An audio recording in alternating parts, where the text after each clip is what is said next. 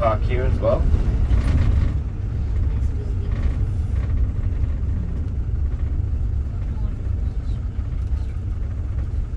So there's the queue, and on the right, as we come down here, you'll see that the dancer there, and the big one here is the nobility of time.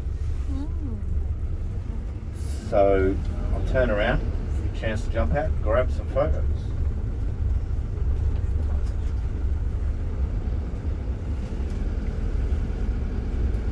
The queue. That's the queue.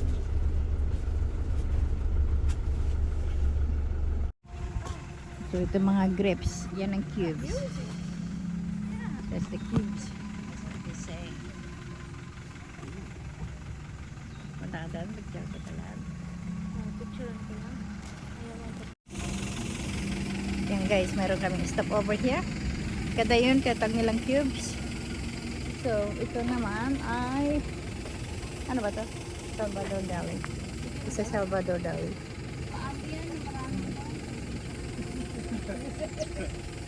Nakatakot naman yan. Ilang inches foot yan?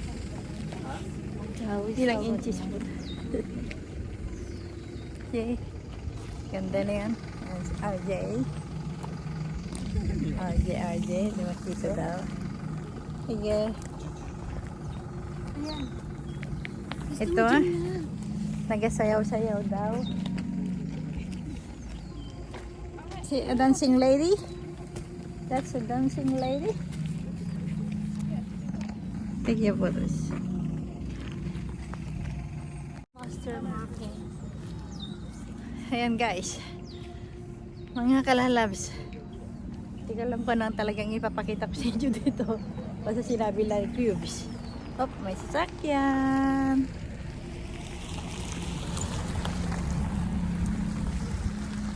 May mga kasamahan namin.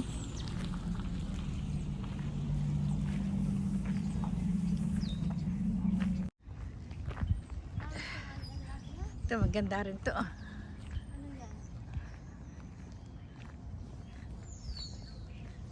Salvador Dali. Salvador Dali. Picture daw si Dali dyan. Andun malaki yung wine. Oo nga no, may botilyang wine doon. Ayan, ganda guys ah.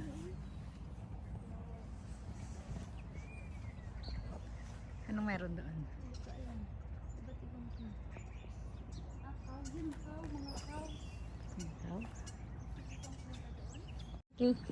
A big bottle of wine. Kasi nga, nasa winery tour kami.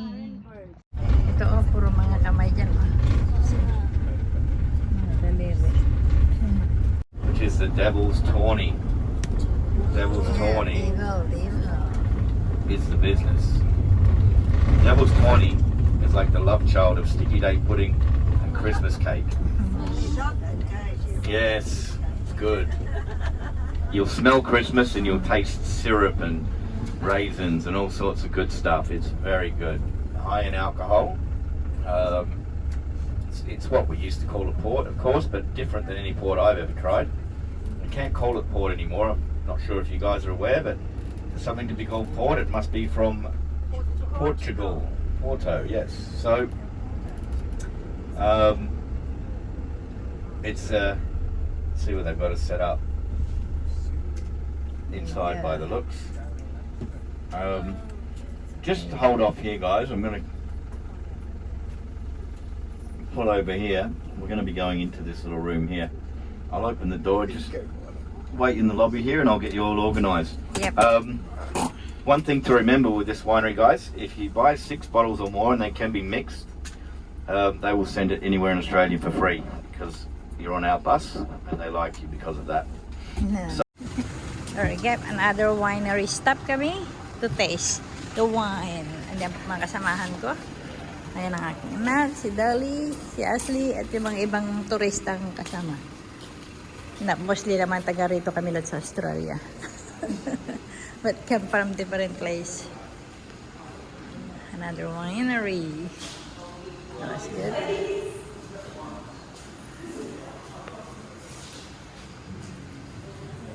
Ito po, may karoon kami nakitang kababayan. Kababayan. Kababayan. Pasok. There's a small room kung saan kami mag-stay para tumikim ng wine.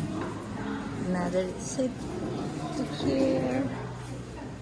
There you go.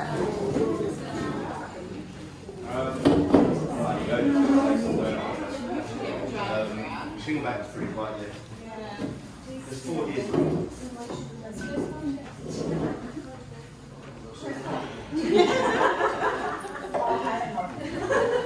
Much wine as you had today. You're going to be on film. Yep, that's right. You're all in film. It's not like you're going to be performing either. Ladies and gentlemen, Tegan's going to take care of you guys now.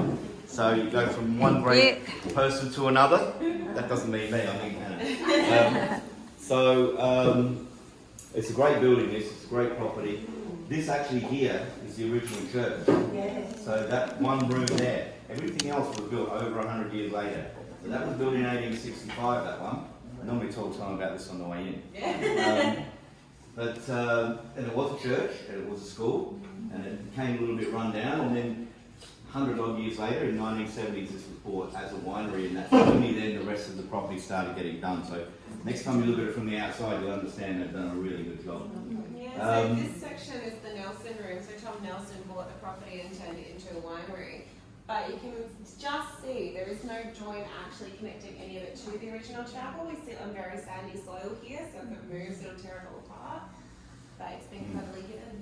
And that, what, they got this when they built the room? And this is 250 years old. They got this when they did the renovations. It was forged in Glasgow, but it came from another chapel within South Australia as that one crumbling down. And when they did the renovations, they found stonework from the same quarry that the original chapel was built from. So it's all very authentic. Over to you. Anyway. Yeah, let's try Enjoy, some. guys. Don't forget, 6 bottles, free delivery, yeah? 6 bottles or more, free shipping, yeah. Yep. Thanks, Steve. The weather. It's lovely and dry. It's got beautiful citrusy notes coming through. And it's just, yeah, incredible in the sunshine. It's still pretty good on a day like today, but you'll enjoy it anyway. Try again. And then we can get 2 This bottles cheers, here. guys. Cheers.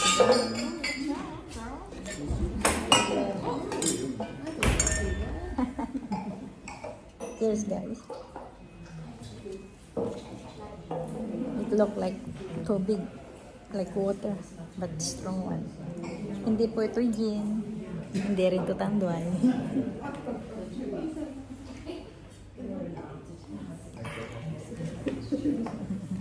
Ashley's happy today.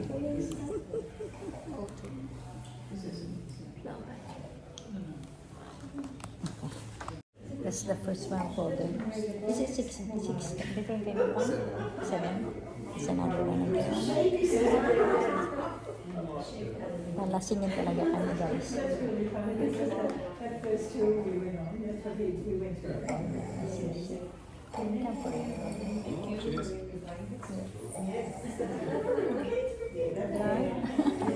That's gonna taste my arm.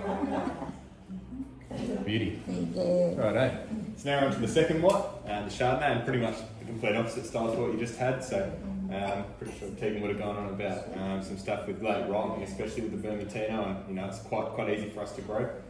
Whereas Chardonnay, well, you think to where premium Chardonnay, especially in Australia, comes from, and it's your Mornington Peninsulas, your Yarra Valleys, Tasmania these days, and they're all pretty cold. Whereas I know it doesn't look it today, but it's pretty warm here normally. So growing Chardonnay has always been a little bit of a struggle per se. Certainly right on the sort of border of where it's happy, but we're lucky. Obviously, you would have seen when you came here, we're up reasonably high, almost 100 metres higher than the McLaren Vale itself, which helps a little bit with temperature. But you'll notice it's also called the Gorge Block Chardonnay. I'm sure you can guess where the vineyard is. Right back down into the Onkaparinga Gorge, which also sort of just helps with temperature regulation. So it does make some reasonable fruit in terms of McLaren Vale Chardy. Also not excessively wood driven on the palate. It does have a lot of fruit, sort of stone fruit. Oh,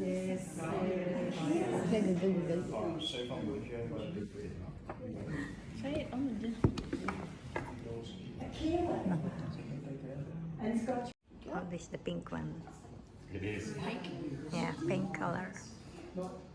That's the second one. Get the pink one. I like pink one.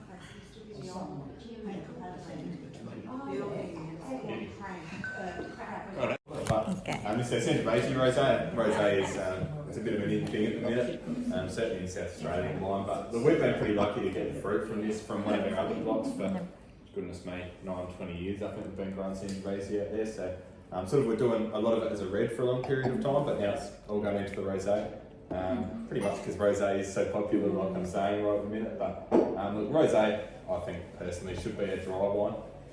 And look, certainly I think Australian winemakers have finally started going towards that direction, sort of going away from sweet style rosés into these sort of dry, high acid, sort of slightly early picks, quite good summer drinking, quite refreshing style rosés, almost a little bit Provency. And also the other thing is using varieties like Sangiovese, a bit of Nebbiolo, getting around Pinot Noir, rather than gravitating towards Shiraz or the classic Grenache, which certainly makes a good rosé. But personally, I think these ones where you do get that great acid kick, I think that's the best way to go personally. Again, wrong day to be drinking it, but you can still enjoy it with a head of cream. So yeah, enjoy it. Thank you. I'd like that one.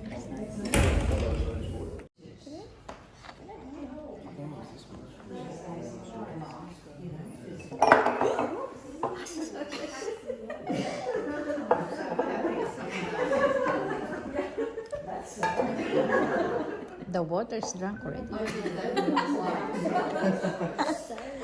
Just the water. Yes, good.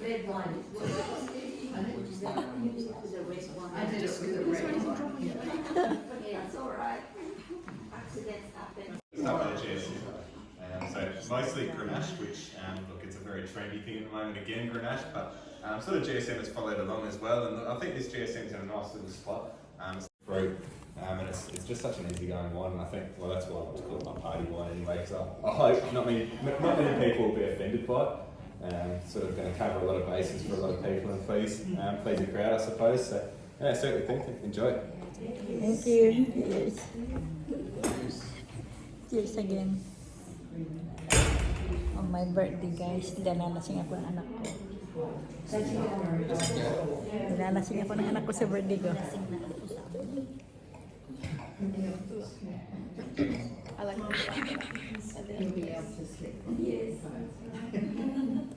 Okay ka lang love dyan, ha? Don't drink more. Don't drink too much. So this is the third one again here in the second place of Winery. Sana yung oyster. Oyster. With whiskey straight. Huh? Oyster with whiskey. Yeah, oyster with whiskey.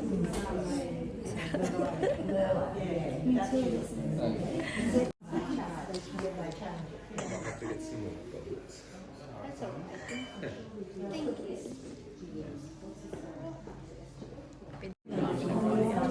Nalasing kami, another one. Ito pa, sunod-sunod ang bigay nila. Grabe na guys. Mga kalalab, nilalasing talaga kami dito.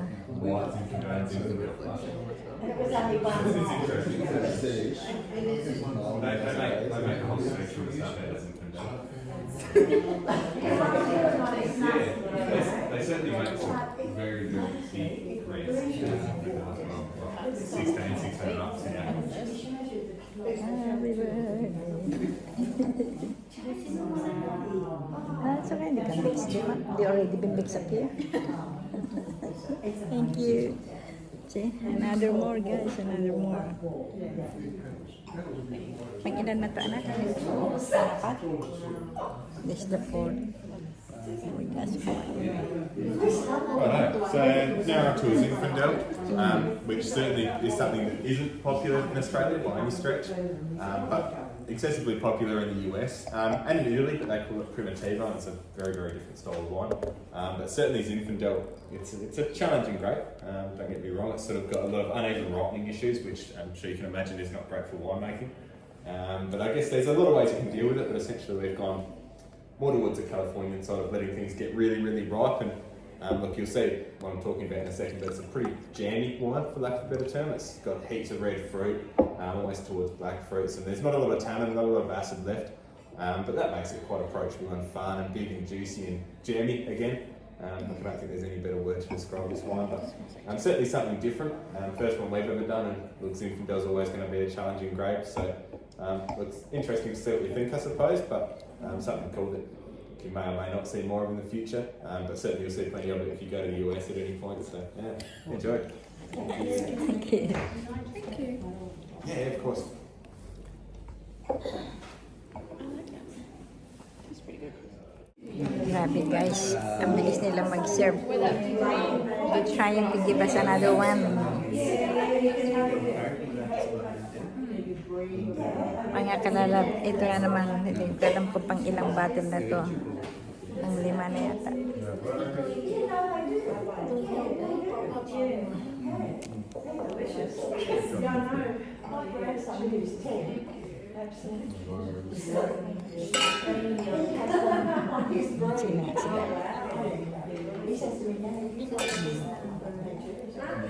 Number 5. This is a number 5. Shiraz. This is Shiraz. Right, so now onto Shiraz. So, look, pretty different style to the two reds you just had. It's pretty classic McLaren Vale. It's big, bold, quite savoury for a Shiraz. Still plenty of that classic black fruit, but look, I think the great thing about Shiraz and the McLaren Vale, especially modern McLaren Vale Shiraz, is it's not just black fruit. There's also a lot of focus on getting some spice and sort of anisey, aniseedy kind of things going on, which I think makes it a much more interesting drink and a much more unique drink as well. The difference nowadays between Barossa stuff and McLaren Vale stuff is pretty big. And look, this is, I think, quite a good representation of McLaren Vale Shiraz. Certainly, how do I say, on the younger side. Certainly we'll learn a bit of time in bottle just to settle down a little bit, but quite approachable still nonetheless. So yeah, see what you think. Enjoy it.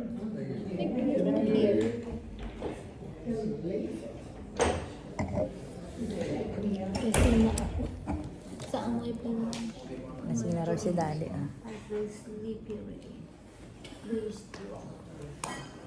We're in Queenstown staying somewhere, and there's where we were staying. Video ka naman. Ha? Ang video na naman ba? Just sit on the balcony. Pretty.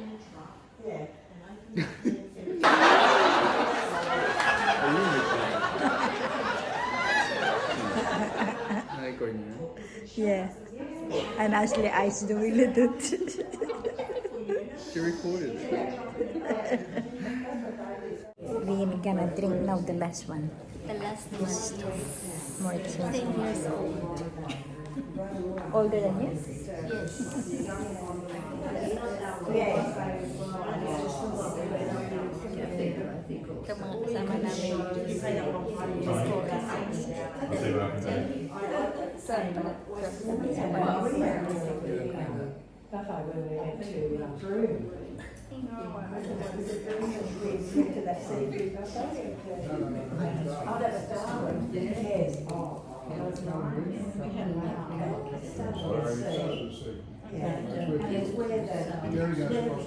Right, so going to Tawny, and look, I won't say too much about it, it sort of is sweet and does its own little thing, but Tawny is a pretty important part of South Australian wine history, certainly.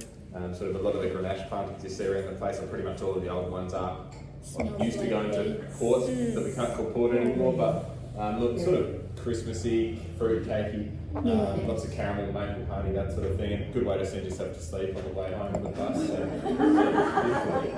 but yeah, enjoy it. If you guys do want to send anything home, we'll ship it back for you for free if there's 6 or more bottles, so yeah, enjoy it. Thank you. Love this one.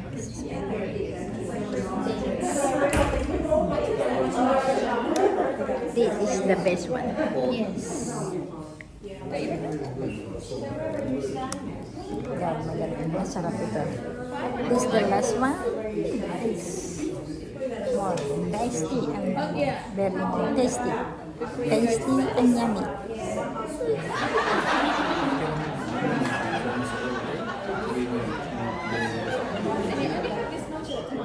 Don't drink it all in one night.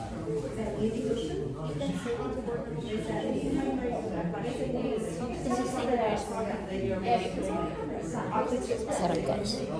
Gusto mo bumili nito na? Singwing.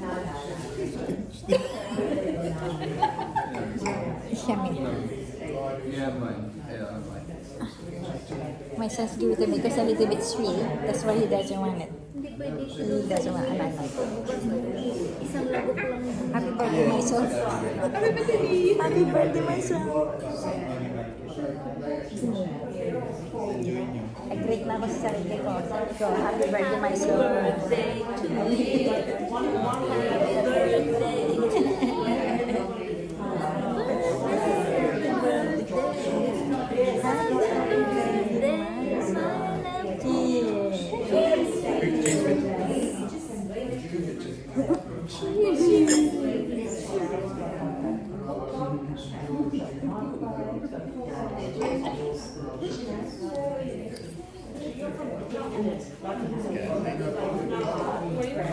Good eye, Mike. Sarap siya. How much that one? 15. Wow, that's why it's yummy.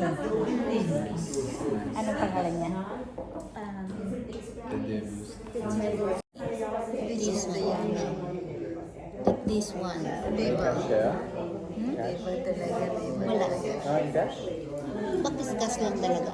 That's the tasty. That's the more yummy. You like? Yeah. Alright team, sorry to interrupt. We are finished tasting here. Again, we're not rushing off. People are going to want to buy wine and do all that. So we can aim to leave at around 20 past, 25 past, something like that. You need the bathroom. They're just behind where the bus is parked here. On the next building over. Okay, tapos na ulit kami. Siya, sambay.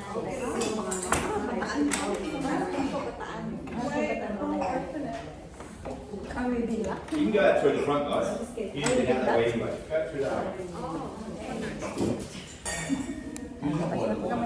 Yeah. Big bring water. Tubig.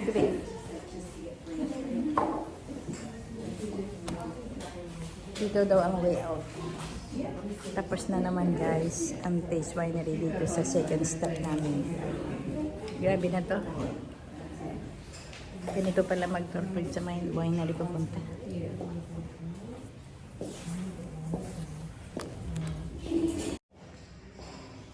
Ditong labasan, simbahan daw ito dati. Very old church.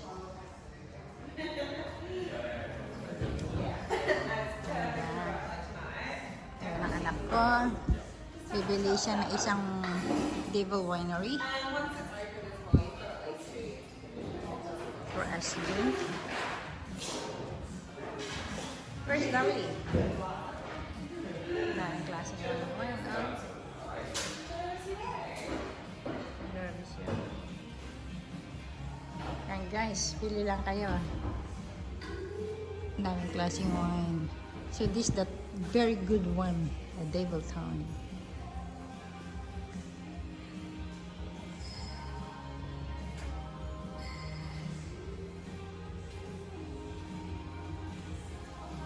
Bumili ka ng isa?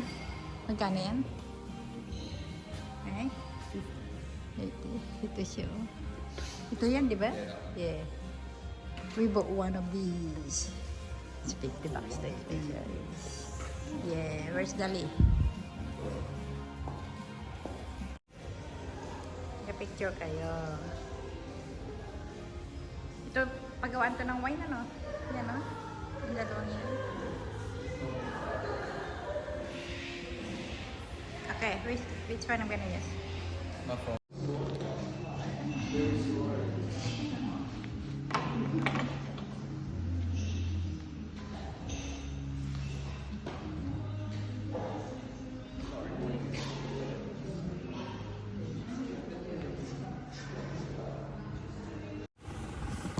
Hello mga kalalabs! Grabe.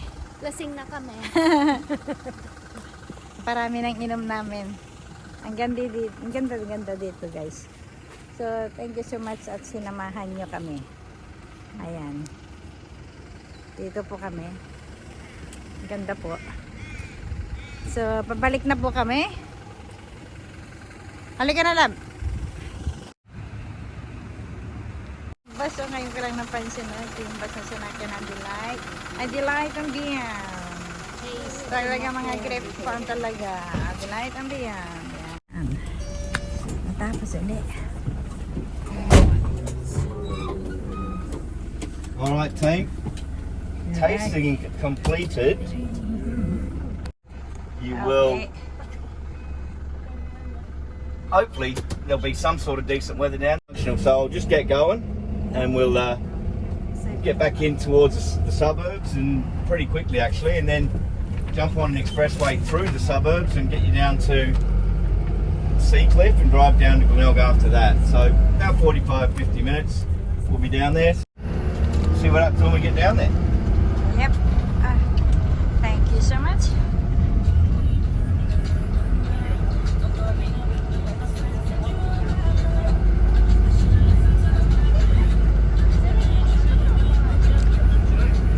Babalik daw po kami sa city.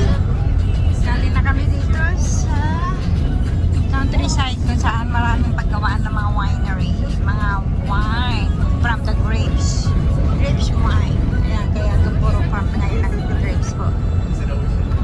So, ayan. Ay, naku, pababa pala sa sakyan namin. Ganda.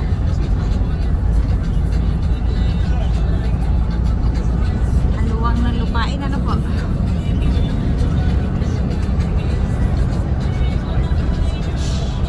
So, itutur pa daw niya kami sa tabing dagat.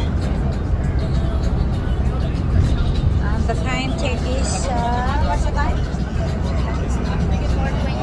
4:20 na ng hapon. So we start from 12:30. Now is 4:20.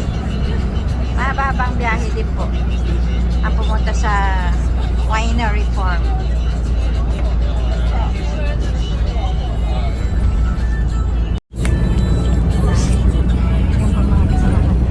Si Dali, iwalay kami ng upuan. Charge sa access niya.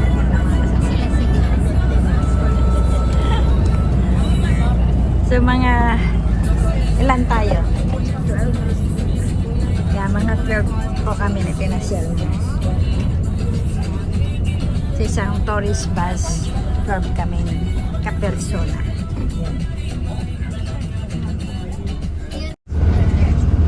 Kala mo guys, para ako nagdadrive ano, yung sinasarapan ako. Ay, pero ayan po, ito itong driver natin. Di siya pwedeng uminom, kami lang. Wala siyang karapatan uminom habang nagdadrive siya. Ganda ng tanawin guys, oh. Ganda mag-picture. Ang luwang ng lupain ng mga wine grapes. Ang wine grapes po, yan talaga.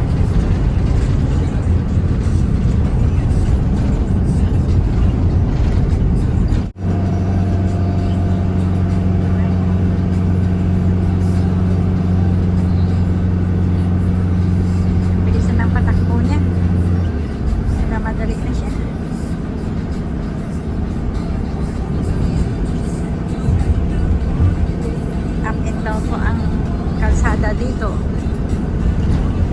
pataas, pababa, parang spaghetti, pataas, pataas, pababa.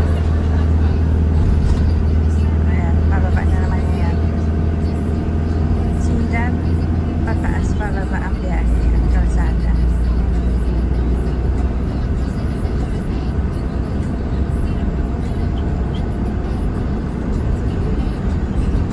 Ganda po ng araw.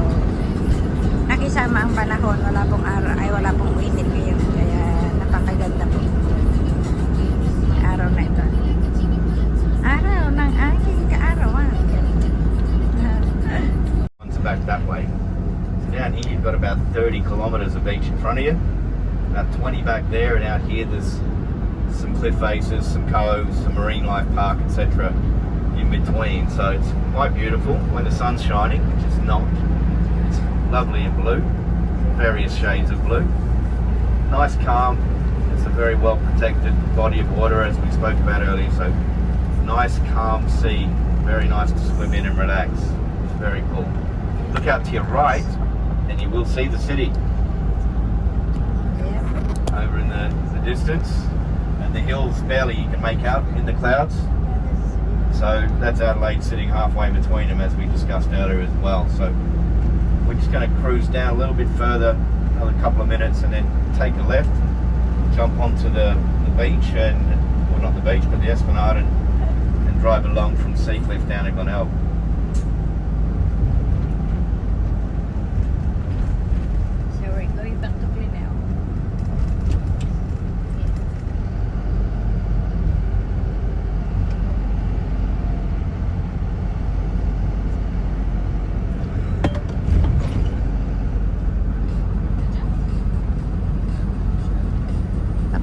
kami sa tabing dagat. We're getting close now.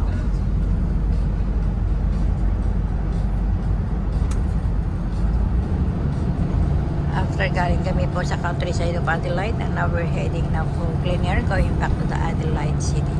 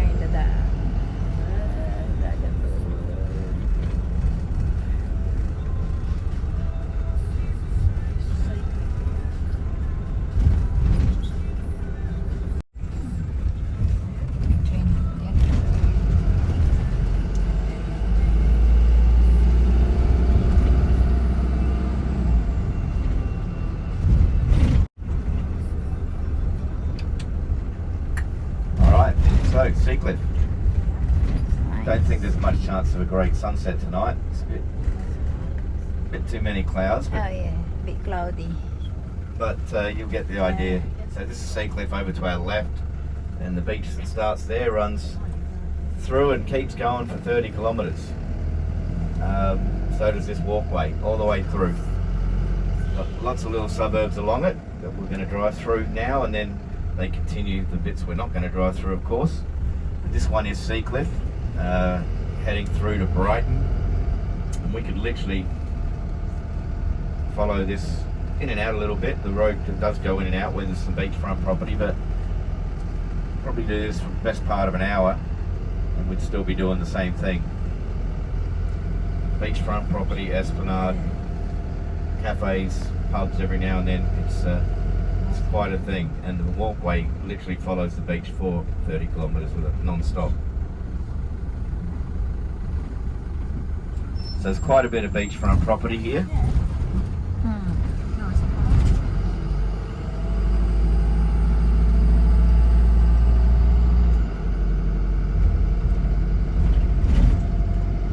Someone will ask me sooner or later about the prices of it. So I'll tell you, there's a couple of properties up here on the right that were lottery prizes last year. And they were about 2.2 million, the house itself. It came with $1 million as well. Wow. And it was furnished and electrical. So it's these two on the right. So they're worth $2.25 million each, basically. Oh my gosh, it's expensive. It's beautiful. So I'm saying they're worth 2.25 now. They were worth last year about 2. So they've probably gone up a bit, I'd say.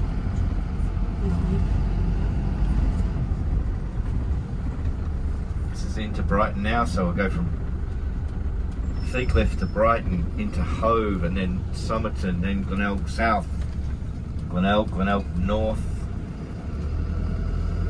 West Beach, Hanley Beach, Ganda ng Grain, dagat. West Lakes and Tennyson, and then Semaphore and Largs Bay, and then into the marina of Port Adelaide area. So there's a lot of beachfront along here. There are days, and by the way, not just now and then, there are many days. You can see by these little shrubs and bushes on our left, there's a little bit of wind coming from the west, which generally creates a little bit of waves. What you can see there, you're definitely not surfing on them, are you? But when there's no wind, this water is absolutely flat.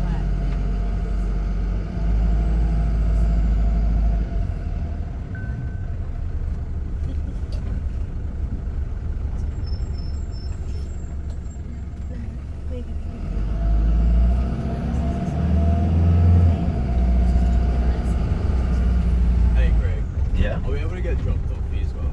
Here? You wanna further more because we live in Marina here. I can drop you at Glenelg. Yeah. Yeah. Thank you. Yeah, no worries. I can drop you anywhere along here. If we stay there, Yeah. Marina. Yeah, no worries. I drop you in Glenelg. Yeah. Thank you.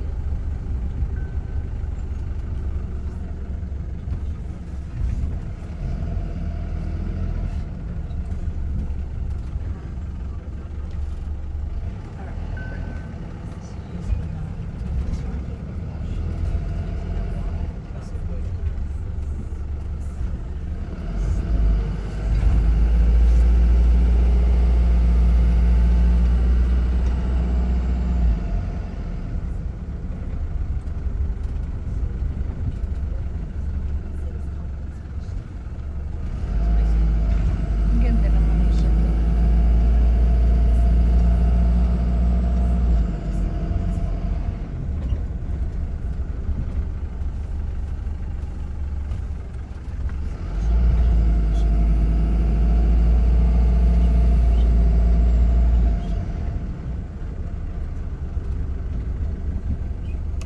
May dinaan niya pa rin kami doon sa view ng dagat. Ako inaantok guys. Kaya medyo mahinang boses ko, inaantok ko. Ang gaganda ng bahay dito.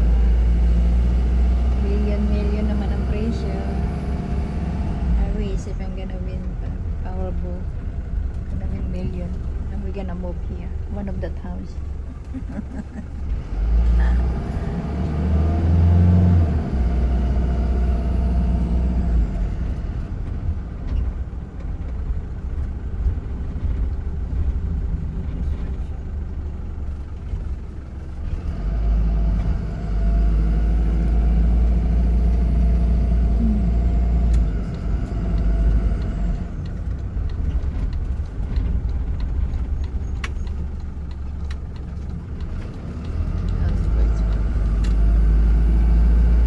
Bahay dito ang gaganda oh.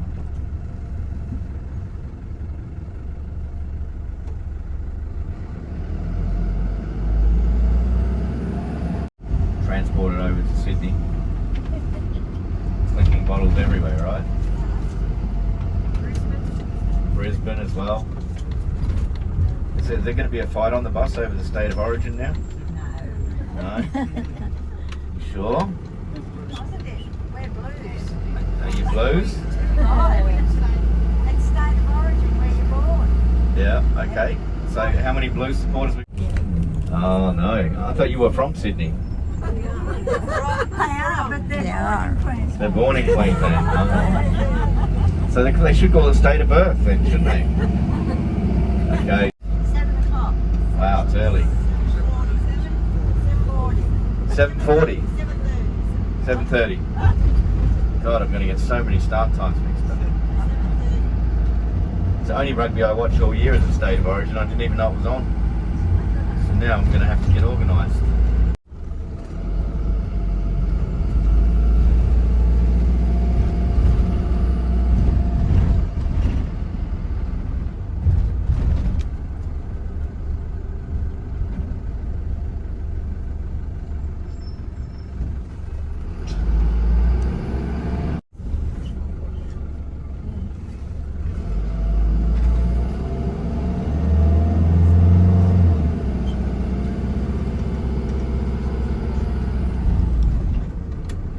Dito na naman kami sa tabing dagat ulit. So back down the beach. A little bit more of a drive along down to Glenelg through Somerton and Glenelg South. Have a look at this second house on the right. Check out the pool. Those people know what they're doing. Oh, You see it? Yeah. I like that pool.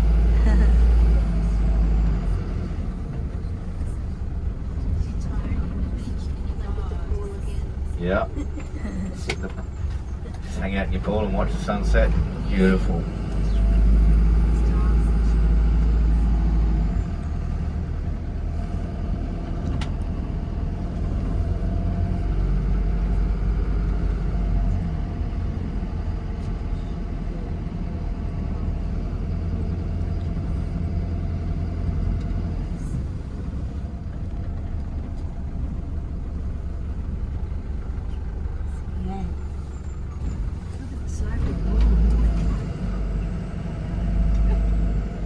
mate's got a bit of metal detecting down there.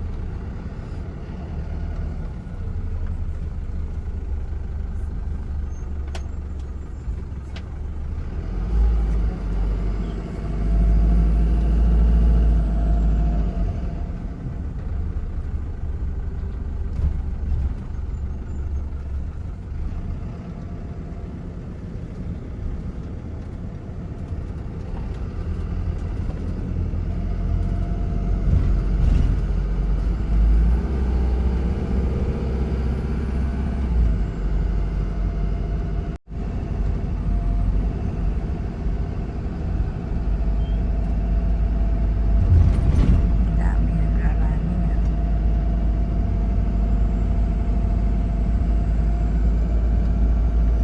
So just down the road, guys, will be Glenelg. Glenelg's one of our, what is our sort of prime beachside destination. Obviously in the throes of winter, you won't find there's too many people around here, but it was only probably 3 or 4 weeks ago we were still coming down here and the weather was pretty good. We get a long summer here. So, but now things will be a little bit quieter. It's still a great little spot. Loads of restaurants and bars and places of interest. All the things you would expect. We have to go in now because Glenelg is all pedestrianised. So you'll see if you turn left now.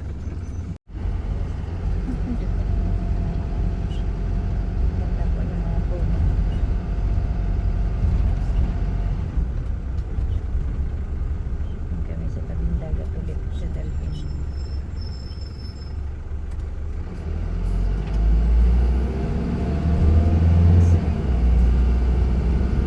This is Jetty Road. This road goes for probably half a K to the right of us, maybe even more. You can see the tram tracks on here. This is the end destination for the tram. Every tram finishes right in front of us here, just in front of the jetty. And every train from Glenelg starts there and goes one way, all the way into Adelaide. There's no way to get the wrong tram. Grand Hotel, Stanford Grand Hotel there, you've got coffee shops, bakeries, etc. The Mosley Tavern. Glenelg. Marina is first.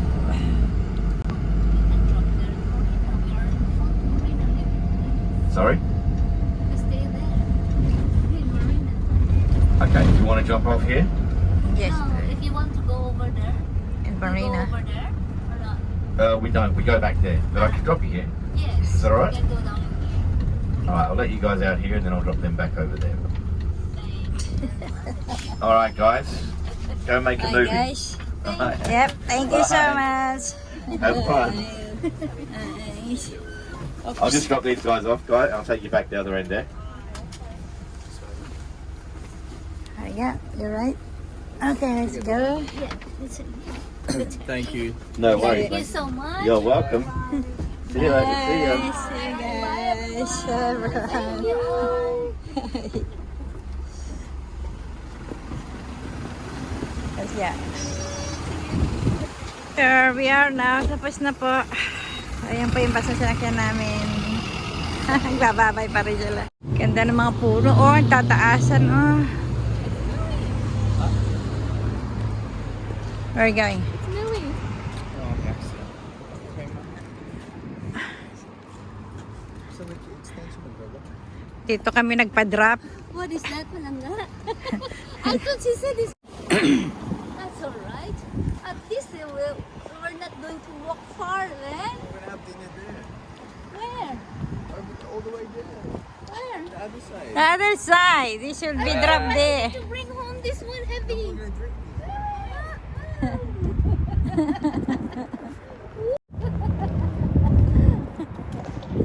It's nice the view. Tapos na uli guys ang isang araw namin sa aming winery tour pass. So back na kami dito sa Marina Pier kung saan kami naka-stay. Love tawid! Figure in here.